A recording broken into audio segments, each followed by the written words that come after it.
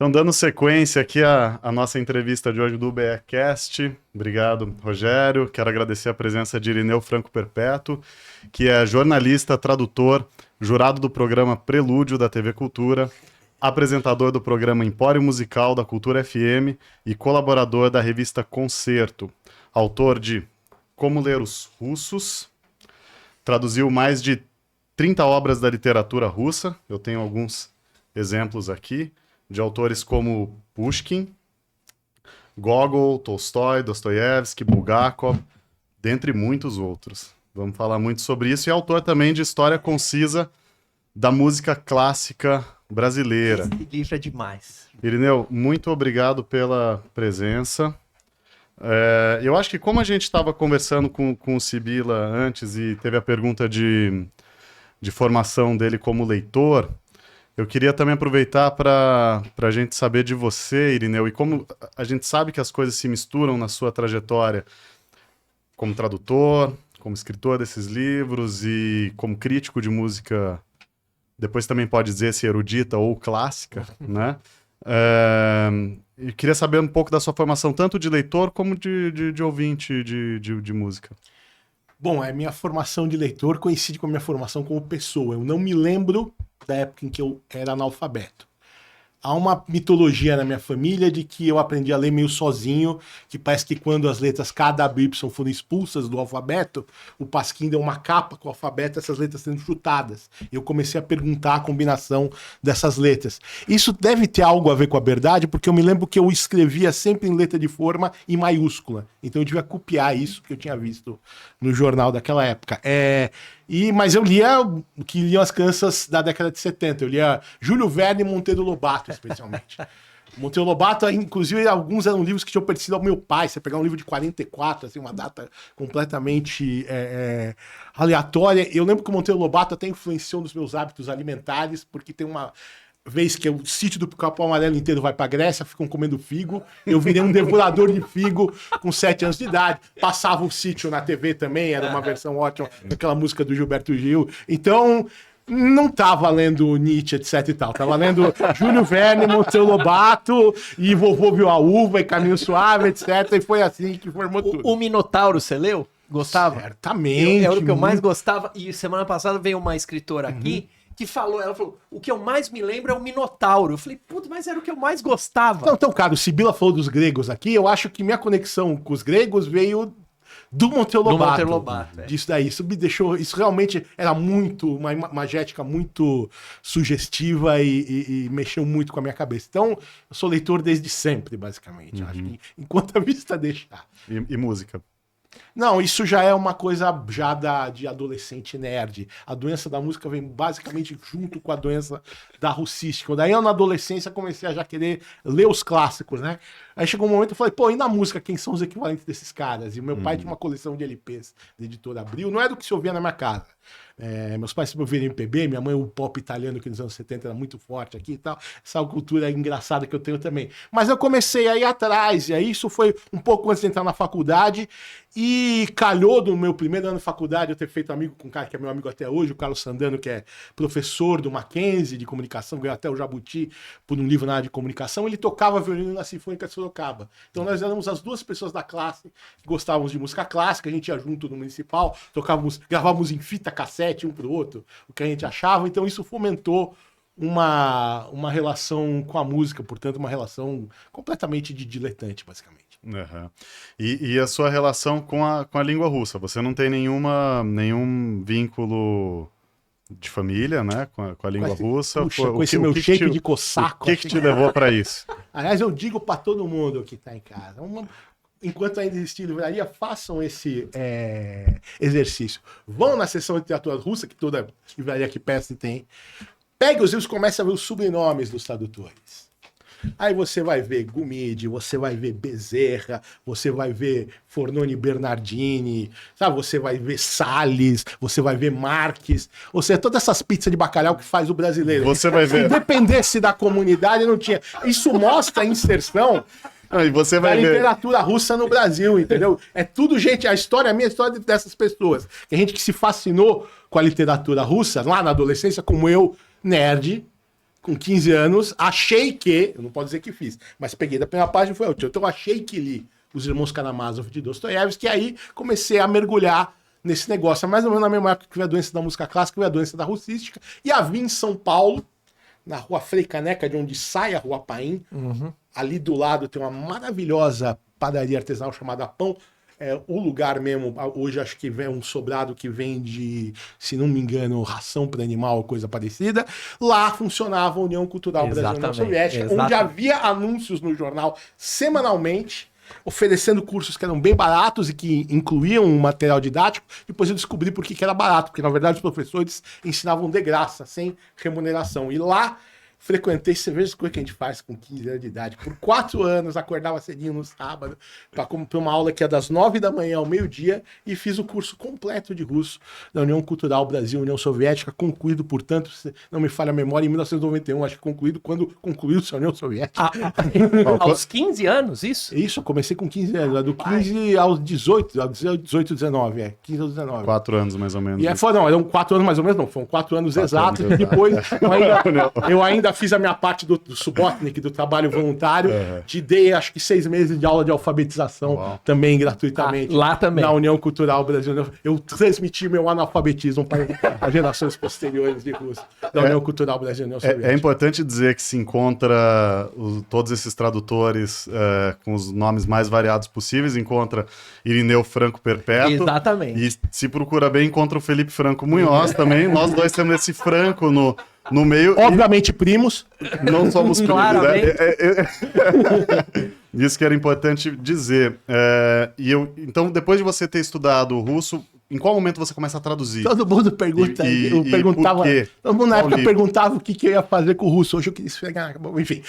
Então, eu terminei com 20 anos. Então, quando eu comecei, você não era nascido. Vejam quanto tempo faz. Temos a minha relação. Esse foi o primeiro? Não, esse foi o segundo. Com a russística, é mais antiga do que Felipe Franco Munhoz. Mas quando o Felipe Franco Munhoz tinha 16 anos e frequentava o circuito underground das bandas punks de Curitiba, começou a minha trajetória como tradutor de russo. Algo que vem... Bom, como todo jornalista, a história envolve bar e cachaça, e envolve a música clássica também. Corria o ano da graça de 2006, 250 anos de Wolfgang Amadeus Mozart. Né? E aí eu, graças a um pistolão do meu amigo Mário Vitor Santos, dava aulas na Casa do Saber. Mário Vitor me inventou como professor lá. E para esse ano, obviamente, impunha-se um curso sobre Wolfgang Amadeus Mozart. E aí era uma história, a gente inventou um curso meio metido a besta, que eram diversas visões do Mozart. Então, um é como Mário Andrade viu Mozart, o é como Norbert Elias viu Mozart, a penúltima aula eram as cartas do Mozart, e a última. A última era sobre este mito, que para os ocidentais decadentes da cultura de massa, é fundado com o filme Amadeus de Milos Forman, filme do Oscar. O filme Amadeus de Milos Forman é inspirado numa peça de Peter Shaffer, de 1977, com o mesmo nome. Porém, um intervalo pequeno, apenas 150 anos antes, lá na Rússia,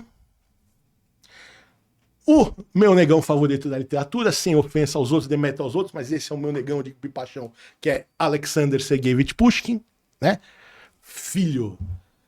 Neto ou bisneto de africanos, negro mesmo. Pushkin estava confinado numa propriedade rural, não podia sair, aquela coisa de quarentena pré-Covid, mas já não usava cloroquina. E aí ele escreveu uns negócios no meio disso, e dentre as quais escreveu uma tragédia chamada Mozart e Salieri, na qual Salieri morre de inveja do Mozart e o envenena. Então, para esse curso que o Mário Vitor inventou para mim, eu produzi uma tradução caseira do Mozart e Salieri, que é uma peça curta, de uns 40 minutos, tanto que a gente fez, depois inscrito no curso, está um amigo meu, diretor de ópera, o Kleber Papa, a gente brincou, ele dirigiu e fez o Salieri, a gente fez uma leitura dramática dessa tradução, foi realmente dramática, em todo o sentido. Aí tinha isso lá, né? E aí, jornalista, tal, uma mesa com a galera, tal. Aí que você tá fazendo comenta, aí uma amiga minha era assessora da editora Globo. Comentei a história, falou, pô, Irineu, passa essa tradução pra nós, a gente de repente leva lá, vê se gosta, né?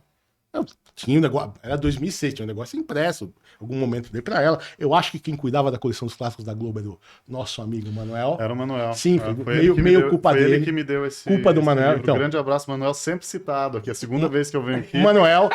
novamente. Tava lá também o Marcelo Ferroni, enfim.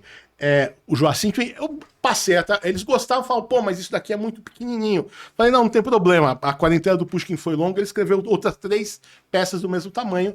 Então, minha estreia na literatura, na tradução russística, foi a tradução das 4 tragédias do Pushkin, com o título que recebe o volume na Rússia, de Pequenas Tragédias. Então, foi aí, com essas pequenas tragédias do Pushkin, que começou essa grande tragédia da tradução da russística. E daí deu sequência com esse livro. Sim, porque aí, eu acho que é isso. Aí, de fato, a coordenação é do Manuel. Aí o Manuel, então, aqui, acho que talvez antes fosse do Ferroni, o Manuel tem... Aí, justo, o que a gente faz depois? Eu falei, bom, tem a peça grande do Pushkin, que é o Básica do 9, e também tem ligação com música, isso vira uma ópera importante do Mussorgsky, então vamos continuar nessa. Então eles tinham sido loucos de bancar a aposta e dobraram a aposta, e aí continuou então essa história. Marcelo Ferroni tinha ido para Alfaguara e lá me encomendou a tradução do Catatal, Vida e Destino, do Vassili Grossman, que foi a minha única tradução que chegou perto de um prêmio, que foi vice, segundo colocado no Jabuti. Então, aí depois de Vida, Destino, Mil Páginas, Batalha de Stalingrado, aí eu tinha sofrido realmente o meu batismo de fogo e estava jogado implacavelmente na arena da russística. Quanto tempo, mais ou menos, leva para traduzir um livro igual Vida e Destino? Bom, Vida e Destino eu me atrapalhei bastante, porque eu tinha previsto um ano, que já é uma previsão meio louca, e no primeiro ano eu consegui fazer muito pouco, então foi, digamos que 2, assim. Tinha uma série de contratempos pessoais e eu tinha subestimado também a dificuldade da obra. Aí, o bom foi que esse susto me ensinou a me disciplinar com o trabalho. O Ana Karenina, que está aí na sua mesa aí, por exemplo, que deve ser do meu tamanho, esse eu consegui fazer em 1 ano já. Já muito mais experiente e sabendo das coisas da vida. Foi 1 ano. O Guerra e Paz, que foi o maior que eu traduzi, deve ter levado 1 ano e meio. Guerra e Paz, que ainda não saiu, deve sair não saiu, mas em agora, breve, em algum momento. Agora ele né? está sendo revisado. Ontem mesmo estava devolvendo um pedaço das provas de revisão para mim. É engraçado, né? Porque as pessoas talvez não saibam como é que funciona isso. Tem um momento do cotejo na tradução literária. Tem alguém que fala russo, no meu caso sempre melhor que eu, que pega aquilo que eu fiz e coteja com o original, e aí devolve, o que é isso, tal, não sei o que, com dúvidas e perguntas, né? Por um lado, esse momento é como aquele ex-tranqueira liga pra você e fala, oi, sumida. Você já não tá mais no rolê, você tá com a cabeça em outra história e volta. E volta tudo aquilo, sabe? Na sua vez, você tem que pegar um negócio e fazer. Por outro, é um momento em que esse trabalho, que é muito braçal, vira realmente um trabalho intelectual, porque você tem que discutir em alto nível. Isso daqui é mais legal do que uma banca, porque a banca é pro forma. Aqui é para valer. O que é discutido, mexido e alterado, entra no... Então tem esse instante. Então, essa semana eu estava mexendo com a enésima parte das correções do Guerra e Paz do Tolstói. Eu achava que era algo que apenas os netos da minha sobrinha leriam. Não, talvez os filhos da minha sobrinha consigam ler. Leremos todos. Mas voltando um pouco, Irineu, você comentou da dificuldade de traduzir Vida e Destino. Qual foi o livro mais difícil que você já traduziu? Bom, primeiro eu devo dizer que fácil, você sabe que você mexeu nesse negócio. Né? Fácil não tem, né? Vamos combinar. Não. Tradução literária, as dificuldades... Bom, no caso... Então, esses livrões grandes, o próprio volume... se impõe. No caso de Vida e Destino, realmente eu acho que mesmo que eu pegasse hoje mais experiente, continuaria sendo muito difícil, porque é muito grande, pega muitos campos semânticos, que é como o Guerra e Paz, assim, pega, sabe, esses grandes panoramas da sociedade. Então, por exemplo, aqui no Ana Karenina, o pessoal que não leu acha que é a história da mulher que pula cerca. Então, que mexe aí com um mundo urbano russo do 19. Mas tem o alter ego do Tolstói, que é o Lhovin, que é todo um rolê no campo. Um rolê no campo russo do século XIX. Olhem para a minha cara de lavrador. Alguém que está acostumado com a enxada. Quer dizer, um monte de termo agrícola e esse Tolstói psicopata. Era muito detalhista, então você tem que estar à altura do cara e responder ao detalhismo dele. Não, e inclusive no Memória do Caçador que tem uma diferença muito grande de registro. Esse né? foi divertido. Porque, de vozes. E aí é o seguinte, eu descobri como é que faz para procurar planta e bicho russo. E você tem, depois que você acha o nome, você tem que olhar, porque o Turgenev não pode estar dando um tiro numa ave que só tem no Pantanal, né? Então, quer dizer, ainda bem, a nossa sorte é que ainda mal ou bem a nossa língua vem do hemisfério norte, então alguns termos em português de Portugal existem, podem não ser correntes para nós, mas isso vai ser sempre exótico. Mas então a gente tem que achar, e de novo, às vezes na tradução você tem que ver qual que é o projeto poético do cara. O Turgenev aqui, como o Tolstói aqui, eles são muito detalhistas com algumas coisas. Então, quer dizer, o detalhe importa pro cara. Então, se o detalhe importa pro cara, eu não posso inventar um bicho genérico, uma planta genérica. Se ele achou que é importante, aqui do Turgenev ele está fazendo quase que um estudo etnográfico, geográfico do lugar. Então, ele quer transmitir aquela descrição com muita precisão. Então, o mané aqui tem que ralar e achar algo que esteja à altura desse projeto super detalhista desses autores. Eu acho que quanto mais afastado tá, em geral, a obra no tempo e no espaço da gente, mais difícil é. Então, quer dizer, claro que a galera que pegou o Gilgamesh traduzido do Sumério é muito pior, né? Porque eu posso consultar uns cursos aqui, eu não posso entrar ou achar uns sumérios no Instagram e falar, galera, entendeu? Como é que é essa tabuinha aqui, entendeu? Eu também traduzi o Turgenev, ainda vai sair, eu traduzi os poemas em prosa, né? Sai em breve pela Kalinka. Mas eu, por exemplo, eu me lembro de uma questão muito específica que... De um detalhe, de uma palavra que eu não estava descobrindo o que era o equivalente. Era uma palavra que chamava Zavalinka, eu nunca mais vou esquecer, e não achava em dicionário, eu revirei a internet procurando, não achava. Até que eu descobri que era uma espécie de uma... E a frase era uma coisa do tipo, elas estavam sentadas na Zavalinka. E eu descobri que era uma espécie de... como se fosse uma cinta em volta da casa, que no inverno os camponeses colocavam diversos tipos de materiais diferentes, peles de animal, serragem, folha, para esquentar a casa. Então eles coletavam isso antes do inverno, e para no inverno ficar com isso, depois trocavam. Então era um espaço que as pessoas podiam sentar, por exemplo, né? Como se fosse um banco em volta da casa. E isso foi uma dificuldade muito grande. Eu queria te perguntar se você se lembra de algum caso específico que você tenha tido uma dificuldade de achar um paralelo, algum exemplo. Ou uma outra pergunta que eu também queria te fazer, que pode ser aliada a essa, muitas vezes não é possível a gente gerar o mesmo efeito, né, numa tradução. E como que você faz para compensar em outro lugar? Como você resolve, né? Se naquele caso específico também. Então, duas coisas. Uma, se você se lembra de algum caso específico, alguma dificuldade que você teve e como você resolveu, né? Imagino que devem ter tido muitas, né? Desse tipo.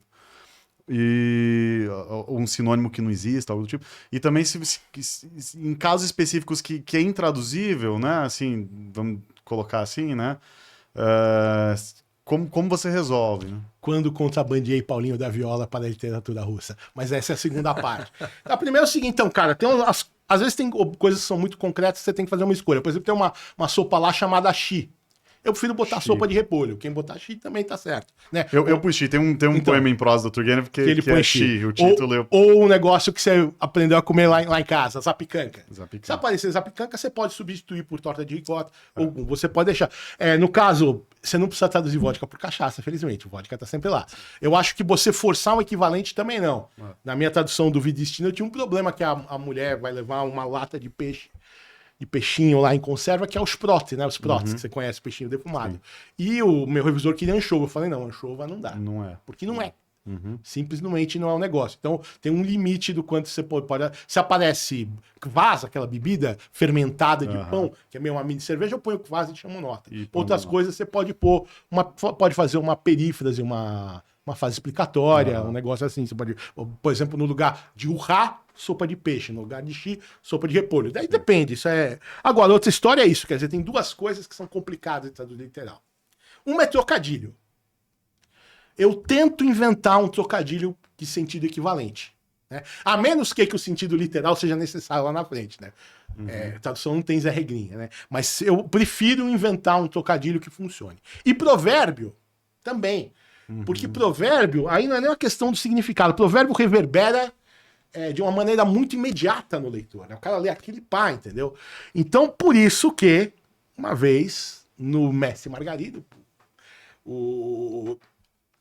texto, o livro satírico de Bulgakov, tem um personagem muito pândego que começa a falar frases, adágios sobre dinheiro. E o que eu botei ali? Só o olhar do dono engorda o gado e dinheiro na mão é vendaval.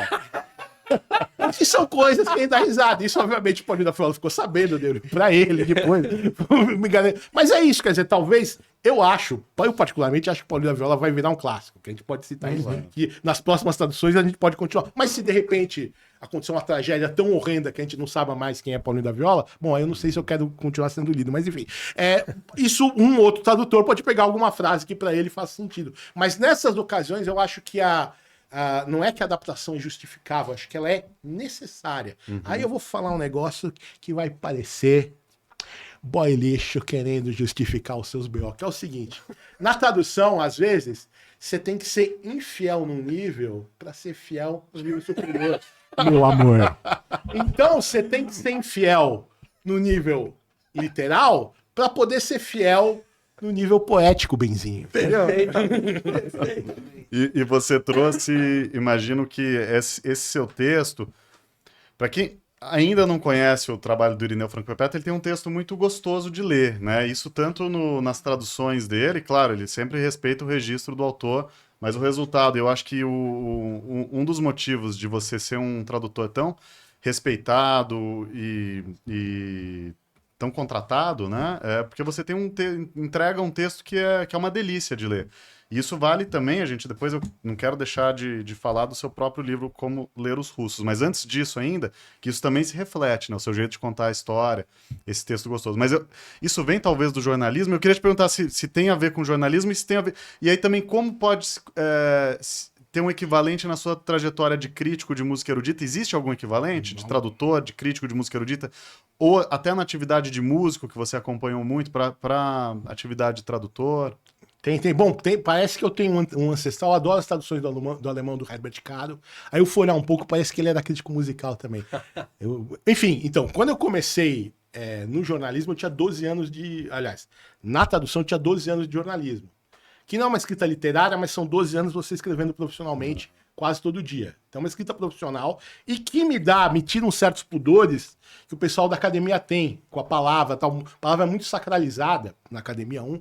E 2, os caras ficam completamente irritados se mexendo no texto deles. Eu prefiro ter revisor. Já ouvi muita gente dizendo, eu prefiro, mesmo que o revisor erre, no varejo ainda vai ser muito melhor. E eu tô acostumado a esse embate, tô acostumado a meu texto ser mexido. Então, às vezes tem livro que eu propus um título e saiu outro. Eu lembro do Mestre e Margarida, era isso, né? Inicialmente o Mestre e Margarida. Aí o Danilo Ora, tradutor e revisor, falou: pô, não era legal ser Mestre e Margarida, como é Abelardo e Heloísa, Tristão e Isolda? Parênteses, em russo não tem artigo e não foram os comunistas que confiscaram. Nunca teve. Então, quem decide se entra artigo ou não é o tradutor. Então poderia ser Mestre Margarida, eu comprei essa ideia, mas a editora preferiu que fosse o Mestre Margarida. Como esse aqui desaparecer, o título em original é no gerúndio. Então eu mandei desaparecendo, eles preferiram manter desaparecer, beleza, paga, manda. Mas enfim, então eu tô acostumado com isso, porque no jornal... o seu texto, no tempo que tinha jornal, você vê que o cara é velho. Mas enfim, na internet, onde está o texto agora, seu texto tá dentro de uma cadeia de produção, um produto industrial, então não tem como você não é o Michelangelo, etc. Você tem que aceitar esse tipo de mexida, então para mim foi muito natural. Agora, com relação à atividade de música, eu até suspeito que talvez 2 ou 3 músicos tenham passado a me respeitar por causa da atividade de tradutor, porque na verdade elas são muito similares. Pianista que senta com a partitura, eu que sento com o texto. A gente pega um texto, tá lá num código. Você vai decifrar aquilo, você vai decodificar aquilo. E devolver para o leitor e espectador, num outro código, que é elaborado de acordo com o seu entendimento daquilo. E tem um pacto de fidelidade. Ou seja, o cara que vai ler isso aqui, leiam, por favor, ajudem a pagar o meu caviarzinho. O cara que vai ler isso aqui, ele tá pressuposto que eu vou escrever o livro do Tolstói. Assim, claro que é na minha visão, etc., mas que eu não vou meter meus delírios no meio. Da mesma forma, eu vou ver um cara tocar Chopin, ele pode fazer o diabo com o Chopin, mas não botar sua própria música, entendeu? Então tem um pacto de fidelidade no meio dessa história. E isso implica também aquele lindo mistério da arte, que é Ana Karenina, de Tolstói, só existe uma. Nona Sinfonia de Ludwig van Beethoven, só existe uma. Mas o número de interpretações tende ao infinito. Não existe gravação definitiva da Nona de Beethoven, não existe tradução definitiva de Ana Karenina. A minha é mais uma numa longa trajetória histórica. Às vezes as pessoas perguntam por que retraduzir. Primeiro que eu não estou retraduzindo, eu estou traduzindo coisas que eu nunca traduzi. E depois, quer dizer, se você pergunta isso, você não entendeu nada, com todo respeito do que é arte, né? Terry Eagleton diz, o que faz um clássico? Um clássico é uma obra que é relida e reescrita a cada tradução. O legal dessa obra é que tem essa força de ser relida e reescrita. A cada geração, né? Cada geração relê constantemente os clássicos. Então, a tradução é uma maneira de reescritura e releitura da obra clássica, é um recolocar dela no cânone. Então, quanto mais vezes uma obra é traduzida, na verdade, mais se fortalece a sua presença na cultura. Você tem 80 traduções de Hamlet e 2 de Timão de Atenas, mostra que tem uma peça do Shakespeare que está mais colocada na cultura do que a outra. Então isso faz parte da formação do cânone. Então eu acho sim que essas, claro que obviamente que nada disso foi pensado por mim, mas no fim essas atividades profissionais talvez tenham alguma relação, sim. E o prelúdio, desculpa. Eu queria perguntar, queria que você contasse, Irineu, dessa experiência. São o quê? 20 anos? Começou em 2005, os caras deixaram a gente continuar. 20 anos de prelúdio. Como começou e como é? Bastidor. Começou numa época que eu tinha quase a idade dos candidatos, acho que foi por isso que gostavam de mim, porque eu tinha 35 anos, né? Então eu tava perto do 34. Foi uma ideia do Júlio Medalha de fazer essa coisa, esse ovinho de Colombo, né? De unir esse formato de show de... Naquela época ninguém falava, nem tinha reality show. O formato do show de calor do Silvio Santos, etc. Com o de um concurso de música clássica, né? E aí, cara, quer dizer, todos os candidatos como prelúdio, mesmo que é eliminado na primeira prova, eles tiveram a chance de tocar com orquestra uma vez na vida. O que não é muito simples. Eles têm essa apresentação gravada e registrada agora em HD. Então os caras o cara sai dali, no mínimo, com um portfólio digital pronto. De uma obra para orquestra, além de ser a vitrine que é. Já faz um bom tempo, no começo do período tinha um convênio com o Instituto Goethe, quem ganhasse o concurso ganhava uma bolsa para fazer curso de alemão na Alemanha 1 mês ou 2, que para música clássica é bom, porque normalmente as pessoas estão pensando em estudar lá fora, então usam esse curso. Tem um professor em Frankfurt, pega o curso lá para ver se dá. Agora tá mais significativo, porque a gente já tem uma parceria bastante... O programa tem uma parceria bastante antiga com a Embaixada da Hungria. Então o vencedor do prelúdio tem a chance de fazer um curso de 3 anos na Academia Franz Liszt de Budapeste, que já é uma outra história. Mas eu percebo que muitos ali, a motivação é justamente aproveitar dessa vitrine, de mostrar a cara para o Brasil inteiro e, bom, com a internet para o mundo, né? E você pode imaginar o mundo da música clássica sendo pequenininho, o impacto que dentro desse mundinho tem o prelúdio, quanto não ferve por conta dessa história. E o bacana é isso, como a gente está numa TV aberta, a TV Cultura, a gente conversa com um público que não está acostumado à música clássica. Várias vezes, não é sempre, mas quase sempre, a final do prelúdio é na Sala São Paulo, o ano passado foi no Cultura Artística.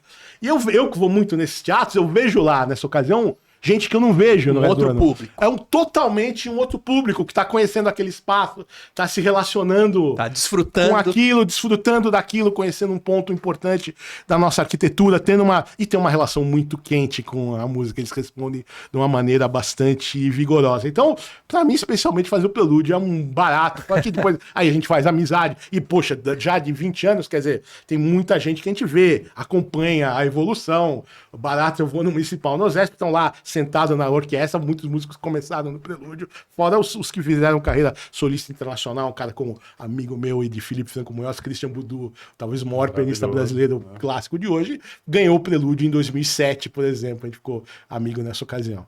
Incrível. Eu não queria deixar eu queria voltar num assunto que você comentou, que as traduções tendem ao infinito, né? Claro, com as mudanças de registros de linguagem, né? Assim, a tradução vai se renovando, tem hipóteses da gente fazer novas traduções, enfim. Mas agora a gente está diante de um novo problema e um assunto espinhoso que a gente tem que abordar, né? Eu e o Irineu, a gente tem falado muito sobre isso, tanto em off quanto em público, recentemente. Eu queria saber como você enxerga a chegada da IA no mercado de trabalho, da inteligência artificial. O que isso já está acontecendo? Qual cenário o que pode acontecer? O que pode ser feito? Enfim. inspirado pelo meu amigo Sérgio Amadeu da Silveira, que ontem, pela editora Hélida, lançou o livro As Big Techs e a Guerra Total. Ele diz que primeiro a inteligência artificial não é inteligência, né? Machine Learning. E depois que esse modelo de extração enorme, de coleta global de dados e armazenamento de dados em data centers não é nem sustentável do ponto de vista ecológico. Uma pergunta que você faz para IA são 17 minutos de uma lâmpada. Né? O centro de IA que está sendo feito lá no Rio Grande do Sul, uma cidade de 40 e poucas mil pessoas, se ele funcionar plenamente, além do investimento de 3 bilhões, um centrozinho de ar numa cidade de 40 mil pessoas for arrasada pela chuva, consumirá energia equivalente a todo o estado do Rio de Janeiro. Então, para começar, essa conta não fecha. E esse modelo, eu acho que está destruindo, vai destruir a minha atividade, nunca houve um ataque tão grande à minha atividade quanto essa, e está colocando em risco a sua atividade também, como você sentiu na pele quando você foi jurado de um concurso de canto e já não, de contos, e já não podia saber se os contos vinham de autores humanos ou de autores de inteligência artificial. Na verdade, se isso acontecer, nós vamos ser supérfluos, não é nem porque a IA vai traduzir por nós, a IA vai traduzir por nós o que tem para trás. Daqui para frente, ela não será necessária a tradução. Você pode gerar um original em qualquer língua. O Felipe pode dizer, por favor, escreva-me o equivalente a Ulisses em 200 línguas, incluindo albanês e sumério, e o cara já gera, portanto, o original. Eu acho isso extremamente nocivo, então, mas talvez muitas cadeias produtivas foram extintas com a história.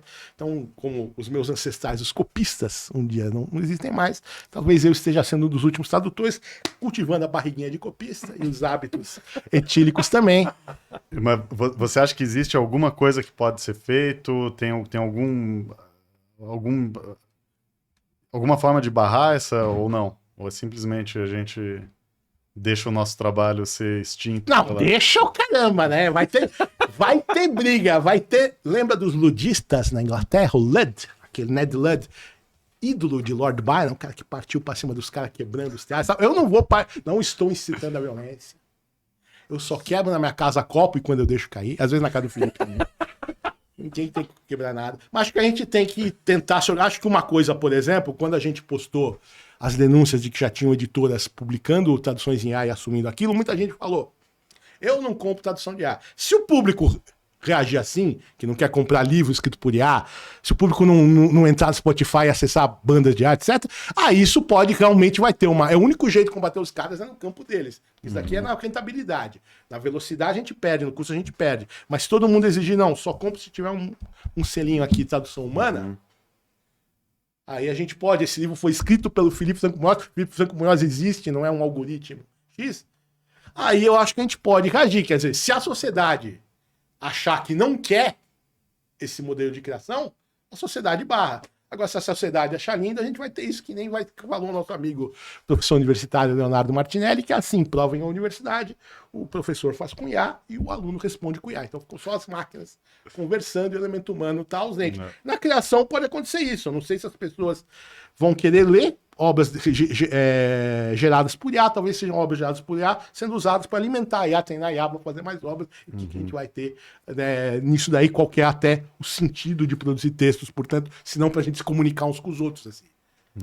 Essa coisa completamente fetichizada, né? Agora, o que a gente já tem que é muito importante? A gente tem 2 livros escritos pelo Irineu Franco Perpétuo, além de todas essas grandes obras que ele traduziu. História Concisa da Música Clássica Brasileira, Alameda e Como Ler os Russos da Todavia.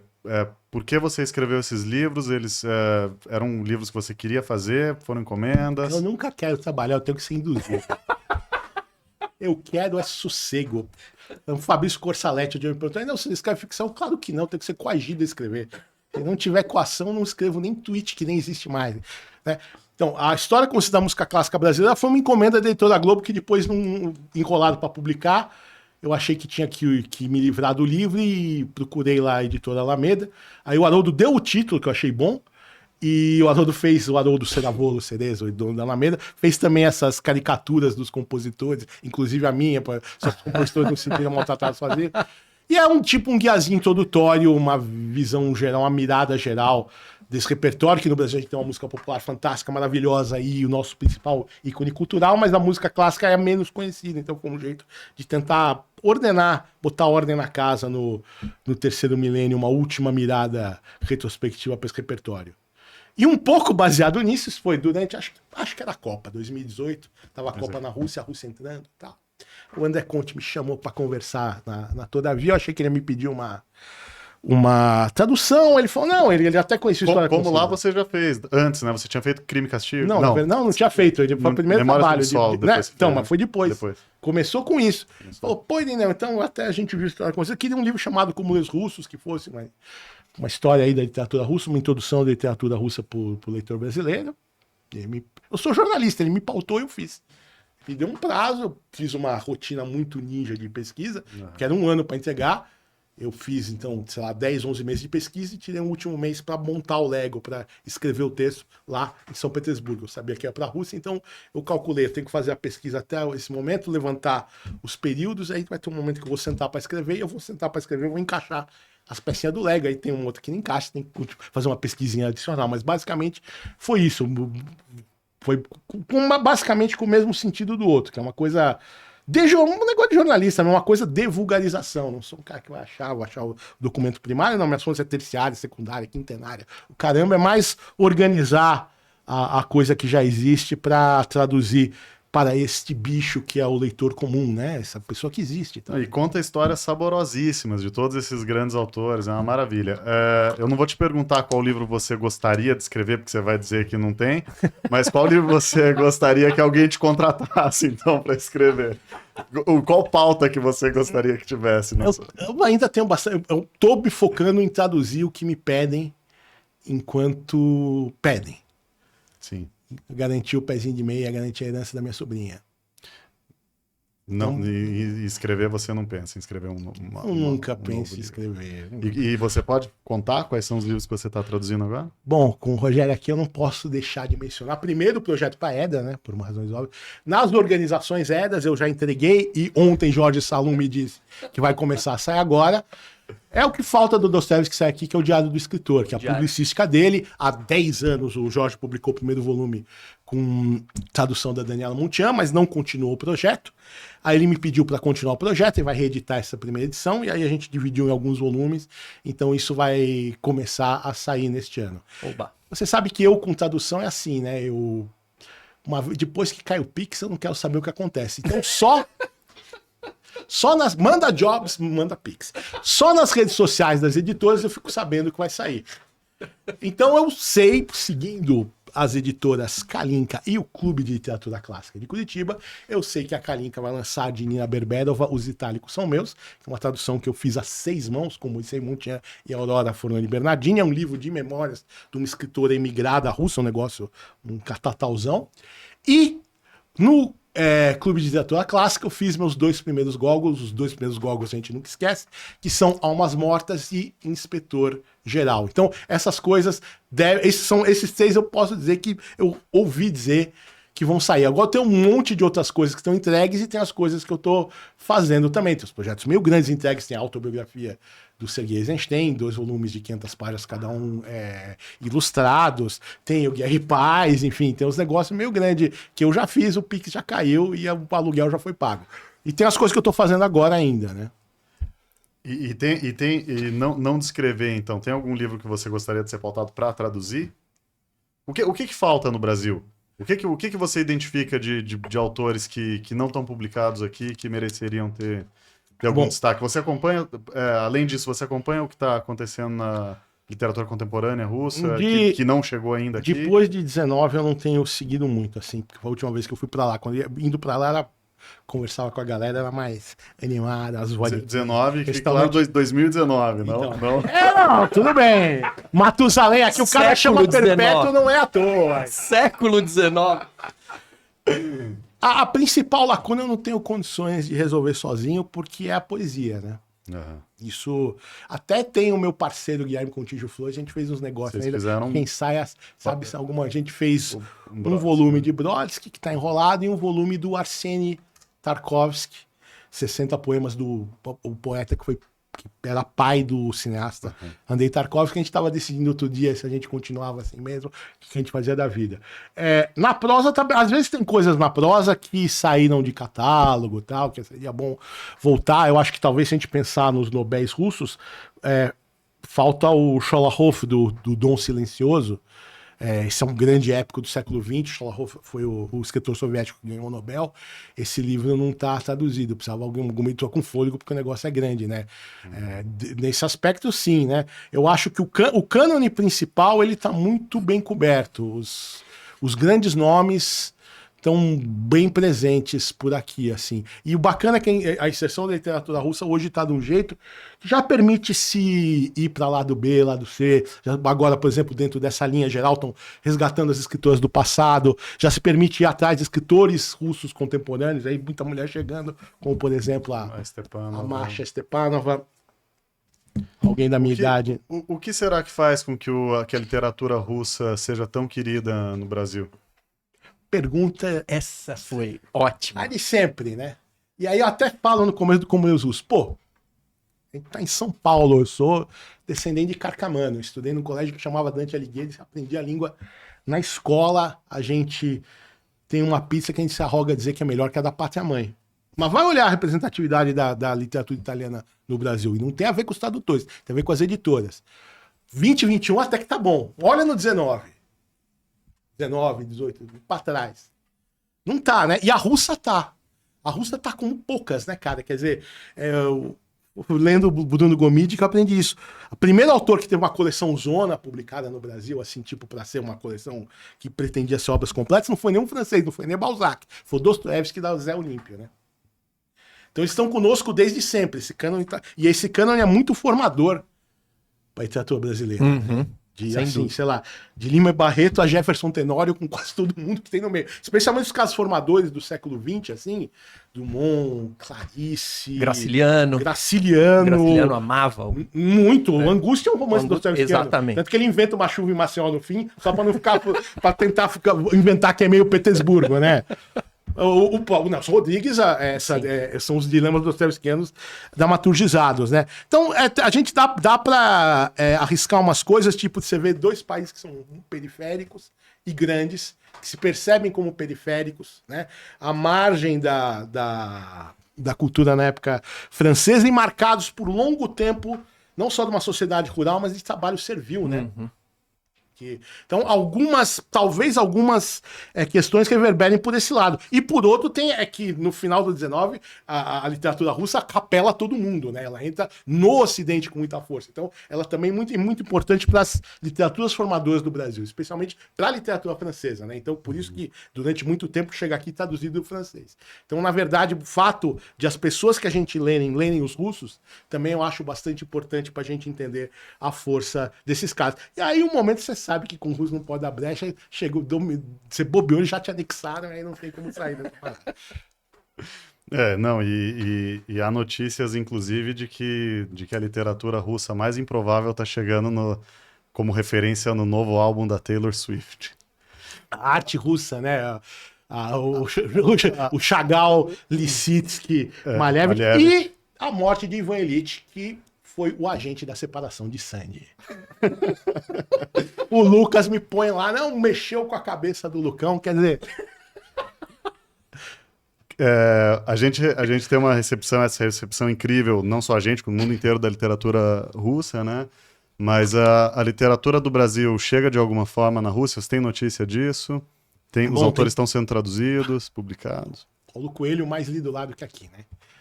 Tem isso, eu lembro quando eu fui em 2007, era assim. Em 2019, a última vez também estava... Eles têm uma coisa com o esoterismo, literatura esotérica, nessa parte que fica. Mas é impressionante. Fora isso, tinha uma certa recepção... o Jorge Amado, por exemplo, no tempo do comunismo, etc. E tal. Eu já vi edições do Machado, etc. Mas não chega... assim, do jeito que... Isso é completamente assimétrico. O que chega de nosso lá é a música popular. Isso você entra em qualquer bar. Assim, o bar latino genérico vai ter, sei lá, umas Frida Kahlo, umas empanadas argentinas e uma MPBzinha tocando no fundo. Às vezes já ouvi lá coisas de música brasileira em português, que eu sabia que era brasileiro, mas não fazia ideia até de quem era o artista. Não sei nem se os caras sabem que é brasileiro, né? Mas teve isso. Teve as novelas, né, que foram muito importantes. Começou com Escrava Isalda no tempo soviético e depois, nos anos 90... como estavam todos quebrados, era só enlatado.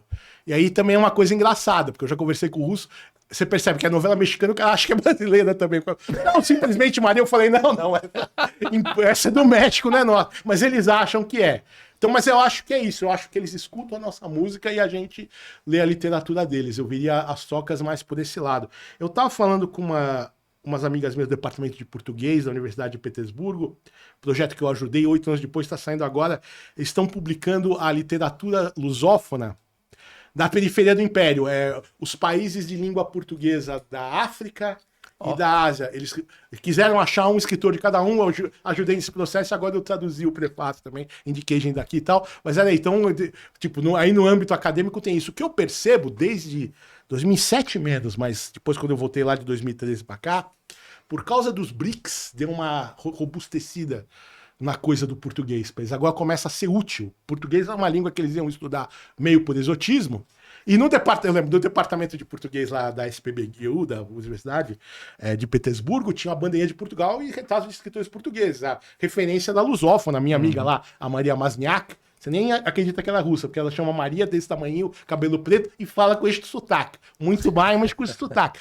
Então é tudo lusofonizado, mas agora está se abrindo justamente porque eles perceberam que com os BRICS tem uma perspectiva de troca cultural, mas realmente precisava dar um jeito da gente meter... A nossa amiga Maria Vragova tem traduzido literatura... Traduziu a Maria Valéria Rezende. Maria Valéria Rezende, traduziu Minha Couta, tem traduzido literatura lusófona.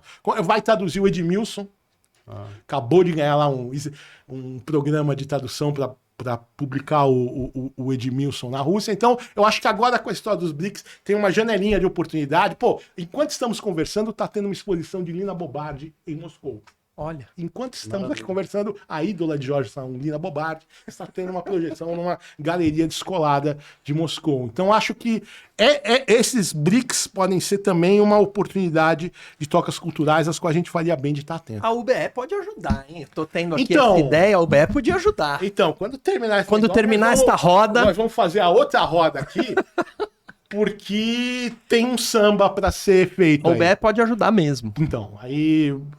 Essa história, galera, vocês não verão, mas essa história continuará muito mais interessante.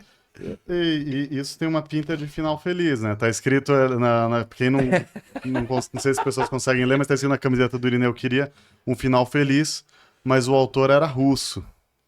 Né? E a gente tá caminhando aqui pro nosso final, né? Você trouxe um textinho? Eu gostaria de ler aqui. Eu queria ler dois começos, já que a gente tá. Pra gente não ter esse final triste, né? Já que o final russo tende à tristeza, como diz a camiseta do Irineu. Uma das grandes frases da literatura russa é exatamente a primeira frase do Ana Karenina do Tolstói. E o Irineu, então, traduziu: todas as famílias felizes são parecidas, cada família infeliz é infeliz a seu próprio modo.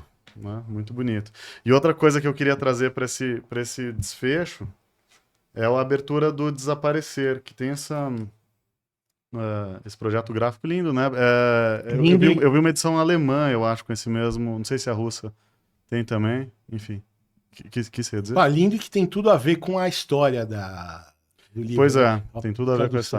Eu adorei esse livro, achei incrível. E ele tem muitos grandes momentos, assim, inclusive o início aqui também, que diz: no verão de 2023, a grama continuava a crescer como se nada acontecesse. Como se isso fosse necessário, crescia ela, a grama, como se tivesse em mente demonstrar pela enésima vez que quanto mais matassem na superfície da terra, ela tensionava persistir em seu desejo de brotar desta terra. Bela abertura, né? Muito obrigado.